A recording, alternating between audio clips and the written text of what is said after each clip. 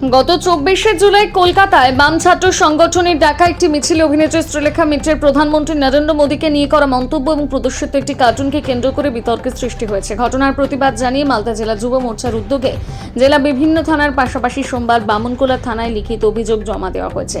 সোমবার দুপুরে হবিবপুর মণ্ডল 2 নম্বর যুব মোর্চার সভাপতি বিপ্লব মণ্ডলের নেতৃত্বে কর্মসূচি অনুষ্ঠিত হয়। থানায় অভিযোগ জমা দেওয়ার পর সাংবাদিকদের মুখোমুখি হয়ে তিনি কি বলেছেন শোনাবো।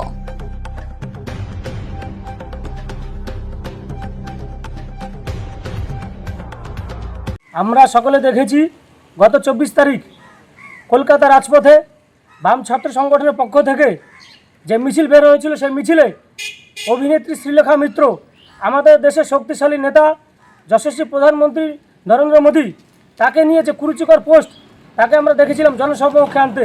তার বিরুদ্ধে এরই প্রতিবাদে সারা পশ্চিমবঙ্গ জুড়ে প্রত্যেকটা থানায় আমরা প্রতিবাদ জানাচ্ছি এবং ঠিক সেইভাবেই আমরা বামনগোলা থানায় উত্তর মালদা যুব মোর্চার পক্ষ থেকে আমরা এফআইআর করলাম এবং এর মাধ্যমে এফআইআরের মাধ্যমে আমরা এই বাম ছাত্র সংগঠনের কুকুরের বাচ্চাগুলোকে পরিষ্কার বার্তা দিতে চাই। দেশে থেকে দেশের বিরুদ্ধে কথা বললে, দেশে থেকে দেশকে ধ্বংস করার যদি কোনো রকম চেষ্টা করা হয়, চামড়া নিয়ে তাকে বাড়িতে ফিরতে দেবো না।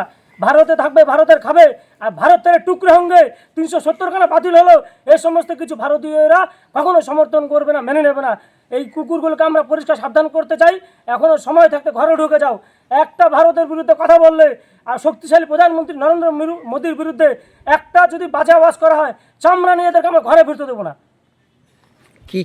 কি চাইছেন আগামী দিনে? আমরা চাইছি এই অভিনেত্রী শ্রীলেখা মিত্র, এই অপদার্থ অমানুষ যারা ভারত থেকে ভারতের বিরুদ্ধে কথা বলে, ভারতকে ধ্বংস করতে চায়, এই অভিনেত্রী শ্রীলেখা মিত্র সহ যারা সেই মিছিলে বাম ছাত্র সংগঠনের যারা ছিল, যারা দেশের বিরুদ্ধে কথা বলে, যারা দেশে থেকে কাশ্মীরে আজাদি চায়, তাদের আমরা অবিলম্বে গ্রেপ্তার চাই।